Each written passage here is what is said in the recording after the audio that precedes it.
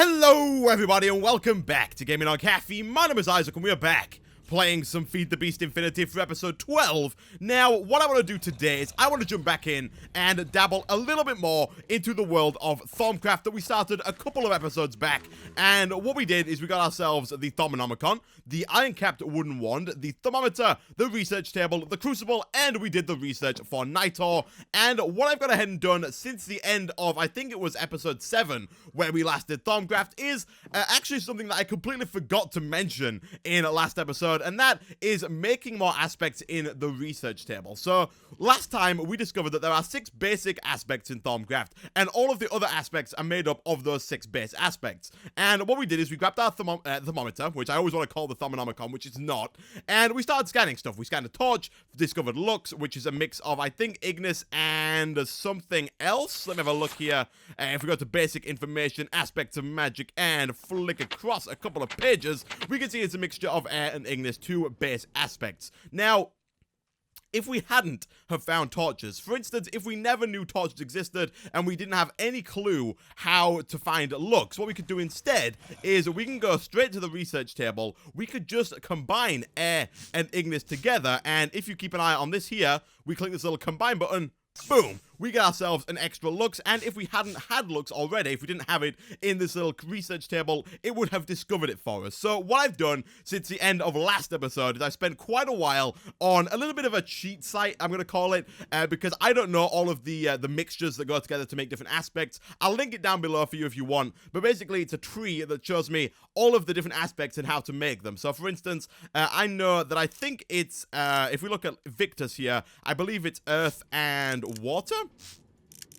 Yeah, that's Victus. And basically what I did is to unlock Victus, I just put Aqua, put Terra there, press the little combine button here, and that got us Victus. And I did that a bunch of times so that we have a ton of aspects in this thing here. Do bear in mind that every time you do that, you do lose 1 Aqua and 1 Terra. So for instance, if I did that again, we would get an extra Victus, but if you keep your eye on Terra, we lose a Terra. So do bear that in mind. The way that you get more Terra is by scanning stuff. You can run around, and if you find something that contains Terra, which I think like grass and maybe leaves and stuff like that will contain. I don't actually think I've scanned leaves. Can we sleep? We can. I moved the bed because after moving it into the Thermcraft room, we built a mob spawner next to the Thermcraft room, so now it's kind of pointless. But if we wanted some more Terra, we could go outside. We've already scanned grass, so we can't get it from there. But if we were to not get blown up by that creeper, and instead maybe scan these leaves, we got some more herba. That's not Terra. Grass? Nope. Apparently I have no idea what contains Terra. And apparently we cannot learn anything from the oak wood. Okay. Didn't know that was a thing. We probably can actually scan that spider if we can get close enough to it. Get out of here. There we go. Would you mind just coming over here? I don't think this is going to contain Terra. But we did get Bestial, I think. And I think that's Predito. I'm not an expert on all of, oh look, we got more Terra from the cow, nice. I'm not an expert on all these aspects, which is why I use the little aspect cheat sheet that, again, I will link that below. Some more Terra there from sheep. So if we were to go back to our research table now, we would have a couple more points, which is kind of cool. So that's how you do the research, that's how you get more aspects and discover more aspects in Thermcraft. And what we're going to do for today is a little bit more research. So last episode, I'm going to refer to last episode, and when I say that, I mean last time we did Thermcraft, we discovered Nitor. Since then, I've gone ahead and done the research for alumentum, not because we really need alumentum. We don't need it at all, to be fair. It's basically just a really good fuel. You can see it has a burn time of 6,400 compared to coal's burn time of 1,600. That's how long they burn for, by the way. And the only reason that I got it is because we needed to do both of these in order to unlock the research for SeNtiMeL distillation, which is one of the researchers that we are definitely going to need in order to get this up and running, which we'll get to hopefully a little bit later on in this episode, if not in next episode. And in order to get this, we are going to need the scribing tools and some paper. We do have some scribing tools. We could do with a little bit more paper. Do we have any sugarcane? We do, so we can go ahead and make a bit more paper, like so.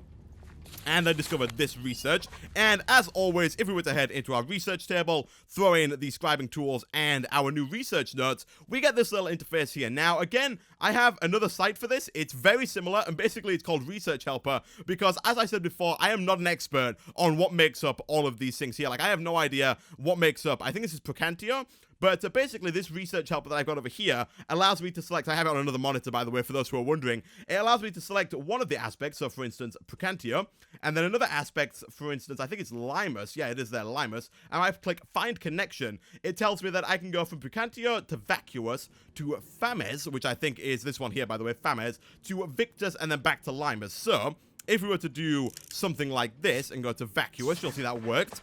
Then to Fames, I apologize if I'm pronouncing these wrong. I have no idea. And then across to Victus, and it connects up. Nice. And then we can go from Limus to Aqua. They are in alphabetical order, so Aqua. And I will put a link to this down below as well. And it tells me here that Aqua, we can go from Aqua to Victus to Limus. So if we just go Victus, Aqua, and then Victus again, it works. Nice. So that's how I go ahead and do all of my research. A little bit cheaty, but I have no idea. There's too many aspects and too many combinations for me to actually sit here and try and figure it out. That's why I use it. And anyway, if we go ahead and right-click on this, we get ourselves the research for SeNtiMeL distillation, which is this thing over here. And this allows us to make the alchemical furnace, which we are going to need, as well as this guy here, the V filters, which we are going to need. They require some silverwood planks and some gold, as well as the arcane alembic and the alchemical construct.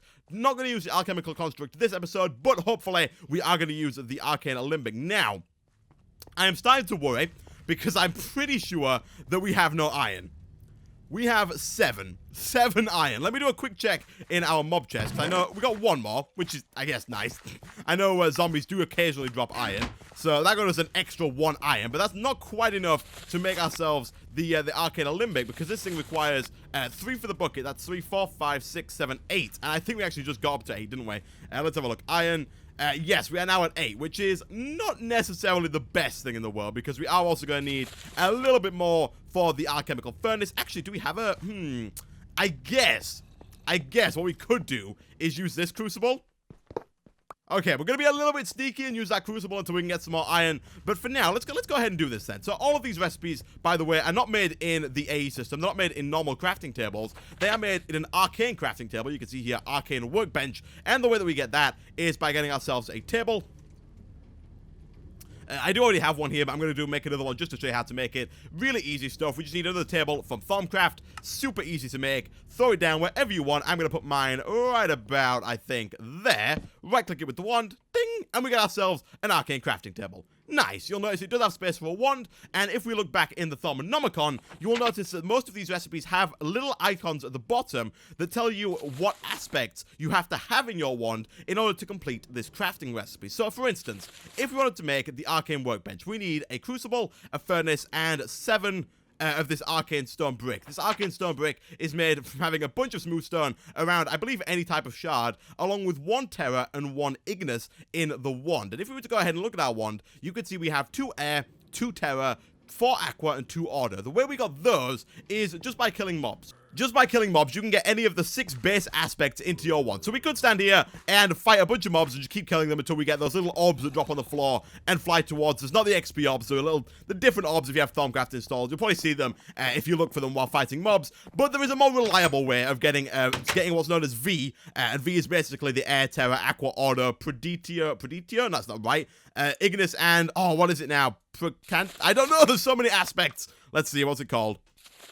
It is called Predator, is the other one. There we go. But there's an easier way to get those into your wand, and that is through what are known as aura nodes. Aura nodes are naturally spawning around the world. They will spawn in random locations, and what I've gone ahead and done between the end of last episode and this episode is done a butt-ton of exploration, like a ton of exploration. If we were to go ahead and press J, which is the key for the minimap, and then click on waypoints, you will see that I've gone ahead and found a bunch of nodes, as well as a silverwood tree and a greatwood tree. So if we were to go ahead and say turn all of these on, like so, suddenly we would have a ton of lines on our screen, which is mainly why I turned them off. Let's go ahead and turn you on, and have a look around. Now, you'll see all of these lines in the sky, and on the minimap are all of the aura nodes that I found. Now, when I was looking for them, I found that the desert was the easiest place to find them because they kind of have this little glow about them when you go around. I'd recommend going at night, and I'd recommend going with your thermometer. They're very easy to see through the thermometer, and they're very hard to see on their own. So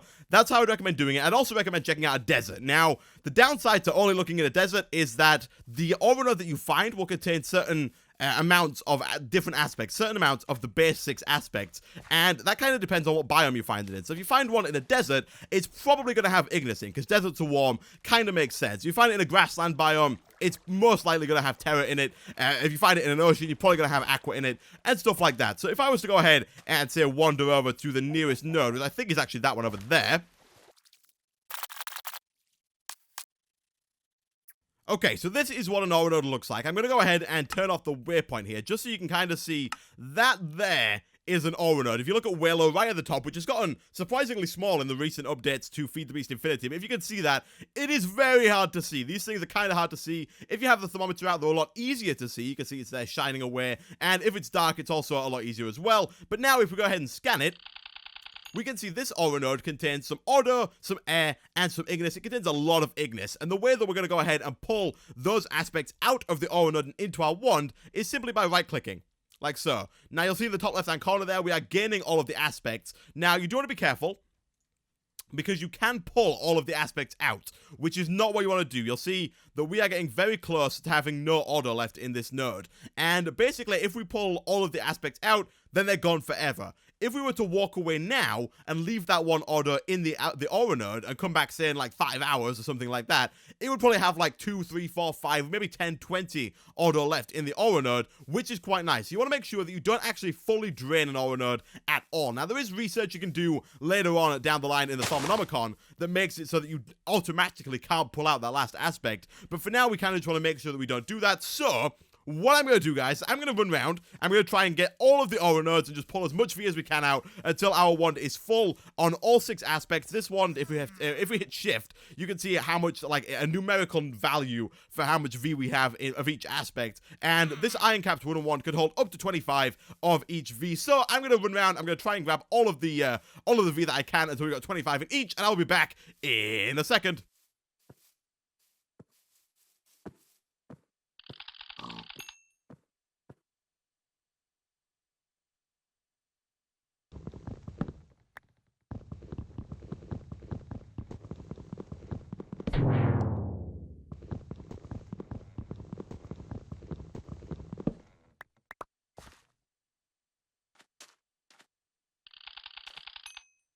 Okay, so a little while later, now that we have a wand that is full on almost all of the aspects, apart from that last one, which again, I've completely forgotten the name of, it doesn't matter. What we can do now is grab ourselves a bunch of smooth stone, as well as any shard of our choosing. We're going to use earth shards for the time being. Actually, no, we're not. We're going to use these ones, air shards, because we have a ton more air shards than anything else. And if we were to head on over into our arcane work table and do something like this, we would see that we can make it. It knows that this is the recipe, but we need 1 Terra and 1 Ignis in order to make this happen. So if we throw our wand in here, you can see we have 25 Terra and 25 Ignis. If we were to go ahead and pull these out, that should have used up 2 of each.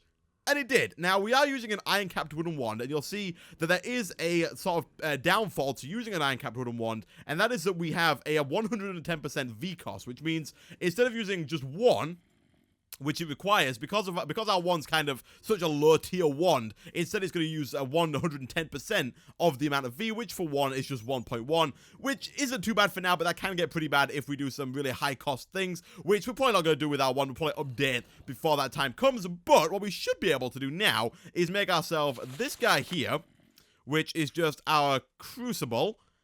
We need a furnace real quick, which will be something like that. Thank you. And then we'll throw that in there with some of the stone that we just made, like so. And then using 5.5 Ignis and 5.5 of the Aqua, we get ourselves an alchemical furnace. Nice. And finally, the last thing that we need is this guy over here. And in order to make the Arcane Alembic, we need iron, a bucket, some gold, and a V-filter. The V-filter is made by using 2 gold and a silverwood plank. I did go ahead and grab some silverwood between the ticks there, so we can take that, grab ourselves all of our iron and all of our gold. We have all the iron. Let's grab some gold. And then we need a bucket real quick. 1, 2, 3. Thank you very much. And if we combine all of those together in our arcane work table, we should be able to get ourselves this guy. the V filter, again, using a few more of those aspects. So we are going to have to go back and recharge our one fairly frequently, which is a bit of a pain for the time being, because it means that we have to wander quite far away to get all of those aspects. But there is some stuff we can do later on down the line that allows us to move those nodes closer to us. But for now, let's go ahead and do that, and we get ourselves an Arcane Alembic. Nice! Basically, the whole function of this, we're not really going to get into this episode, but we will do probably next episode, this allows us to basically not put that there, break items down, like physical items, like cobblestone, into their aspects. So if we were to hover over cobblestone and press shift, we could see cobblestone is made up of terra, and I should really learn the name of this primal aspect here. Let me have a look here real quick again. It is Predito. Okay, yeah, Predito. It's made up of terra and Predito. And basically, what we could do here is if we put the cobblestone into there and give it some fuel. I'm not going to use the silverwood planks because they're pretty expensive. But if we throw the cobblestone in there, it's gone ahead and it's broken that cobblestone down into terra and Predito, which is now being stored in this Arcane Alembic. And what we're going to do next episode is we're going to start to work on getting that stuff out of here into jars, and then we can use that the essence in those jars to work on this thing over here, which is some infusion crafting, which we need to make some of the really nice high-end Thaumcraft stuff. But for now, guys, thanks for watching. If you did enjoy the video episode, like, and I will see you next time.